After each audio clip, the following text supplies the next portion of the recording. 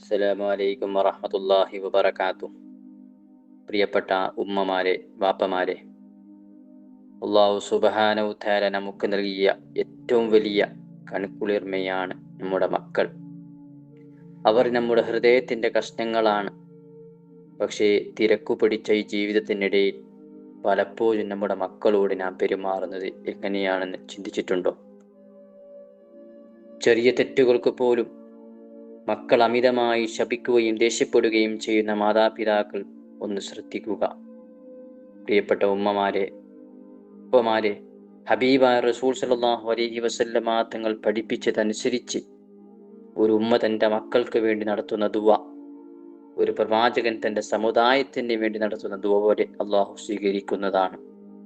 അതുകൊണ്ട് ദേഷ്യം വരുമ്പോൾ പോലും നാം മക്കളെ ശപിക്കരുത്.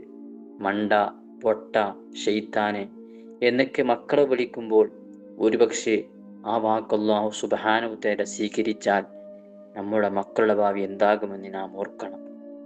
മഹാനായ മുആദ് ബിൻ ജബൽ റളിയല്ലാഹു അൻഹു പറഞ്ഞ ഒരു കാര്യമുണ്ട്. മക്കളോട് അമിതമായി ദേഷ്യപ്പെട്ടാൽ, അമിതമായി അവരെ ശ്വാസിച്ചാൽ അവരിൽ നിങ്ങളോടൊരു മടുപ്പുണ്ടാകും. ഒരുപക്ഷെ നിങ്ങളുടെ മരണത്തിന് പോലും ആ മക്കൾ കൊതിച്ചു പോയേക്കാം. എത്ര ഭയാനകരമായ അവസ്ഥയാണത്. നമ്മുടെ മക്കൾക്ക് നമ്മുടെ മടുക്കുന്ന ഒരു സാഹചര്യം നാം ഉണ്ടാക്കരുത്.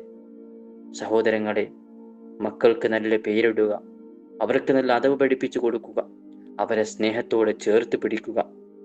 ഉമ്മയുടെ മുഖത്തേക്ക് മക്കൾ സ്നേഹത്തോടെ നോക്കുന്നത് പോലും ഹജ്ജ് ചെയ്ത് പ്രതിഫലം നൽകുന്ന പുണ്യകർമ്മമാണെന്നാണ് ഹബീബായ റസൂൽ സല്ലല്ലാഹു അലൈഹി വസല്ലമ തങ്ങൾ പഠിപ്പിച്ചത്.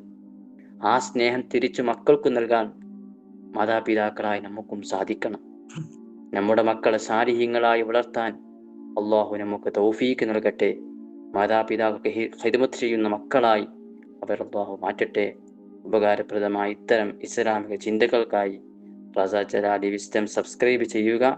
ഈ അറിവ് നിങ്ങളുടെ വേണ്ടപ്പെട്ടവരിലേക്ക് എത്തിക്കാൻ മറക്കരുത്. അസ്സലാമു അലൈക്കും വറഹ്മത്തുള്ളാഹി വബറകാതുഹു.